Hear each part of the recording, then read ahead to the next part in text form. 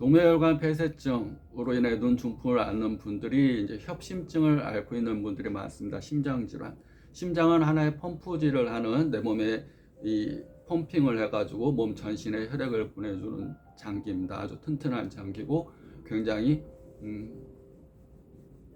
병이 잘 안 생기는 장기인데, 다만 튼튼한 것만큼 굉장히 감정에 약합니다. 우리가 희노애락 애욕이라는 칠정.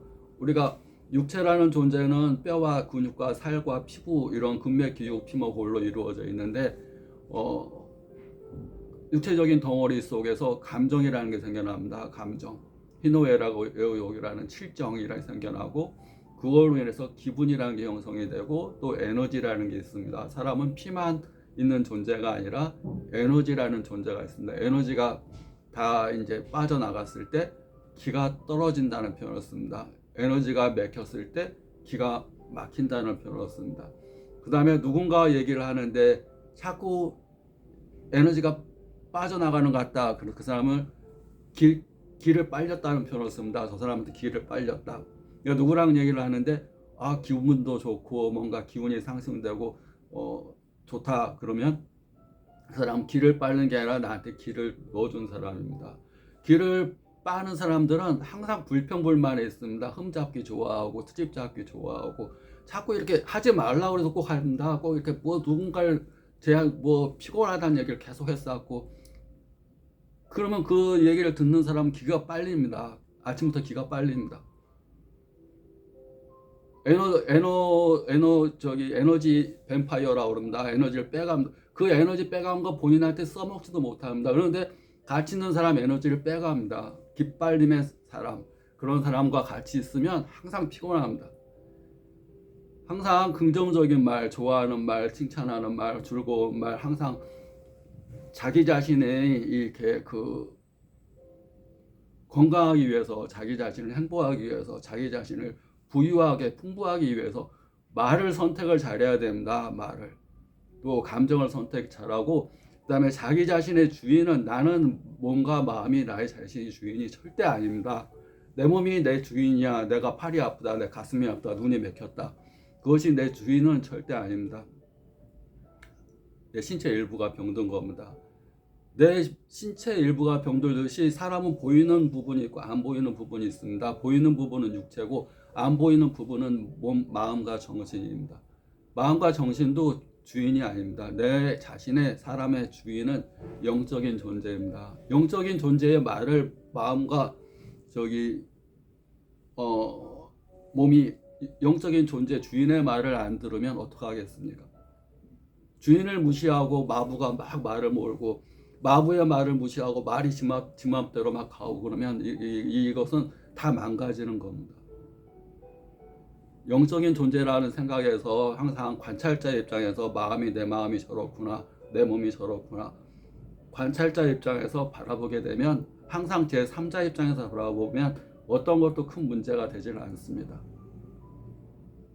그것이 건강을 지키는 거고, 그것이 행복한 거, 또 자기 안에 사랑을 채우는 방법입니다. 절대 피해야 될 것은 기빨림을 하는 사람을 절대 피해야 됩니다. 항상 남을 험잡고 비판하고 자꾸 이렇게 트집 잡고 또 피곤하다고 그랬었고, 이런 자꾸 아프다고 그랬었고, 아픈 건 아플 것밖에 그럴 수밖에 없지만, 집안에 환자 한 명 있어서 자꾸 아프다는 얘기를 하면 가족 전체가 다 아파집니다. 그런데 그 환자가 아파도 깨달은 사람이라면 다른 사람의 기를 빨지 않고 또 그렇게 심하게 아프지도 않습니다.